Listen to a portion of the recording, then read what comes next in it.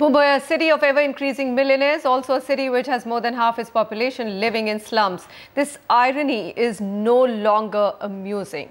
Nirajan Hiranandani, co-founder and chairman Hiranandani Group, and Anuj Puri, chairman and country head JLL India, join me today to find out if the CM's idea is a workable one or not.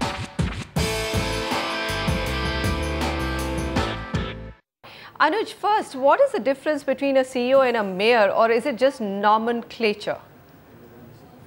You know, Manisha, there is really no empowerment of a CEO. So the empowerment only comes in from the CM.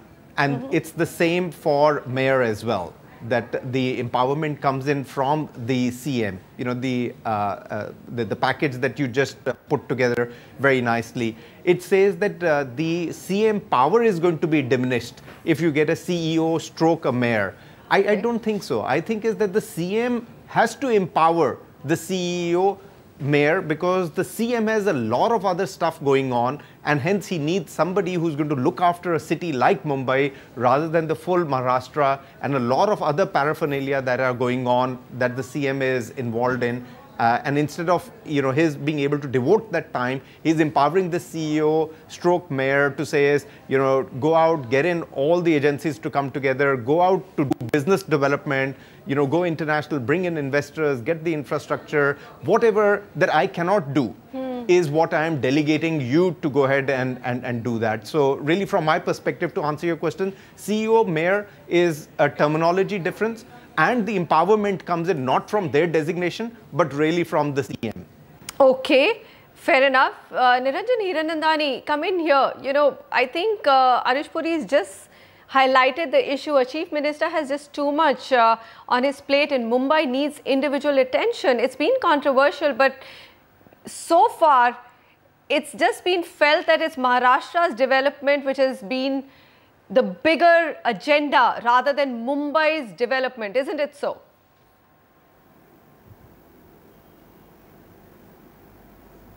Yes, but you have to understand one thing, that we have had such a deficiency of infrastructure in the last couple of years that it's not funny. The entire link from the Cross Harbour, the metro rail, the coastal road, the Navi Mumbai airport, all these have been languishing. I don't know if a CEO simpliciter will be able to handle it today. I think even the chief minister made a statement a week or two ago that he needs the prime minister to pay attention to these projects.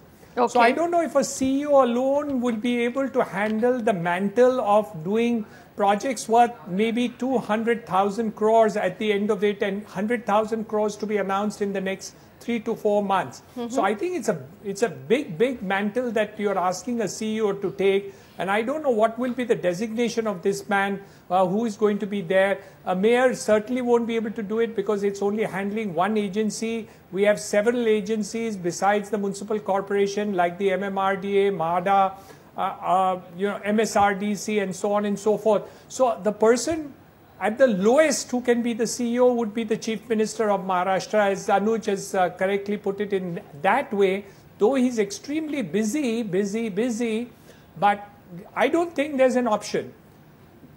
There's an option that the Chief Minister himself has to step in and take care of that infrastructure deficit of Mumbai. A CEO will not be able to do that. Is that your argument?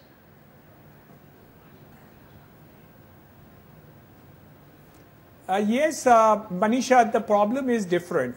Who can today sanction 70,000 crores of rupees for projects of metro? Who can give you 30,000 crores of Cross Harbour Bridge? Who can give you 4,000, 5,000 crores worth of coastal road to be managed?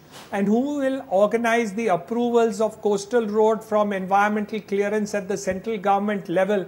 If you're telling me that a CEO will be able to do it, no way. I think it's nobody less than the Chief Minister himself who will have to do it at the initial instance. Yes, the execution can be handled by a CEO, no doubt about it, and should be handled by a CEO.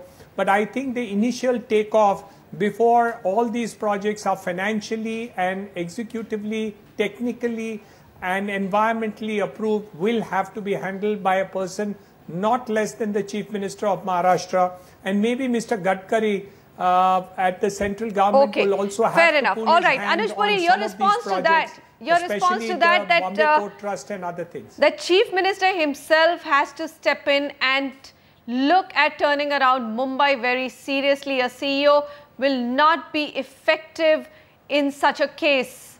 What do you think? So Manisha, what Nirajan bhai is saying, has merit.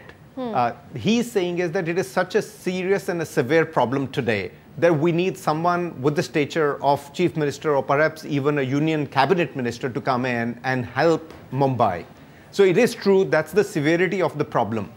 Now the trouble is that the Chief Minister perhaps may not be able to find the time to be able to get so much focused into development of Mumbai because he's got other agendas that he's handling. I think what Nirajan bhai is saying is that the power that is devolved on the CM should be then fully given to the CEO, because if you are just going to get an individual and make him an appointed CEO with a designation without the full empowerment that comes in from the CM, the CEO is going to be ineffective because the severity of the problem is very high today. So I completely endorse that view that if you are having a CEO, it's not about the designation. It is about the CM saying is with full sincerity, I'm going to empower this person. He's going to have the full authority and the full responsibility as I have. And I'm going to devolve all that up to this individual to be able to make the changes. All right. And then, Manisha, if that doesn't happen, then this will become just one more layer.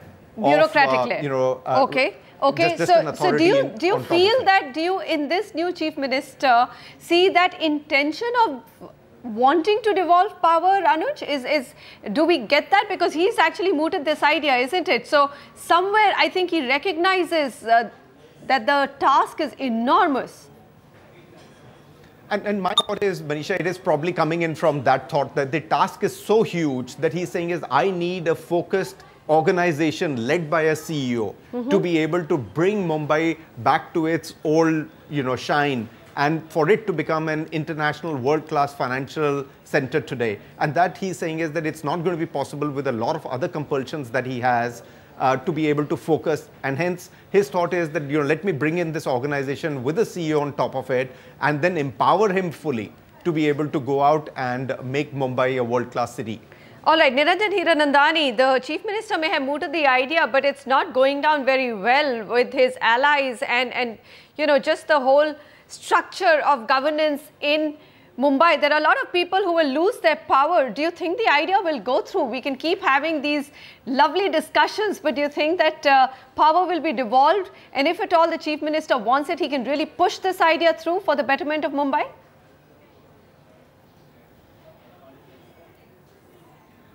I don't know whether it's going to be effective at the initial instance, but yes, on the execution side, it is possible to get a CEO to do execution. There is no doubt about it. We have good bureaucrats who could be very senior bureaucrats who could become CEOs, but only from the execution perspective, not from the point of view of getting these projects approved and initially cleared both at the central and the state government, and also for the clearance of the financial involvement of these projects. I don't think the CEO can be done. But yes, once that is done, the CEO can definitely execute these projects. It should not be the responsibility of the Chief Minister alone, and he should then be able to devolve this, and maybe you can create multiple CEOs to look after multiple projects.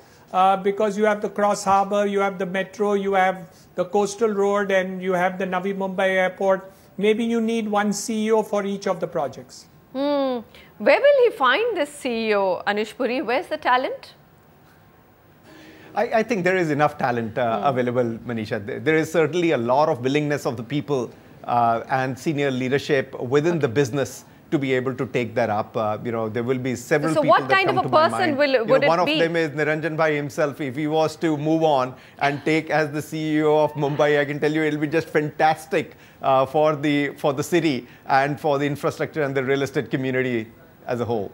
Okay, Mr. Hiranandani, will there be takers for this big mammoth task? Because it's not going to be an easy job to take on. Of course, I'm sure that you will not take it on, but will there be a qualified taker for this role? It's full of controversy. It will be full of challenges, multiple agencies, politically controversial. So even if this idea went through, would we find the right man?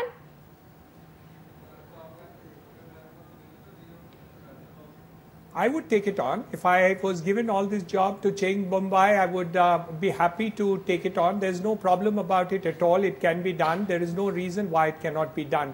And for Mumbai, I would love to do it. But the jokes apart, I think there are lots of people who can do this job at the execution levels.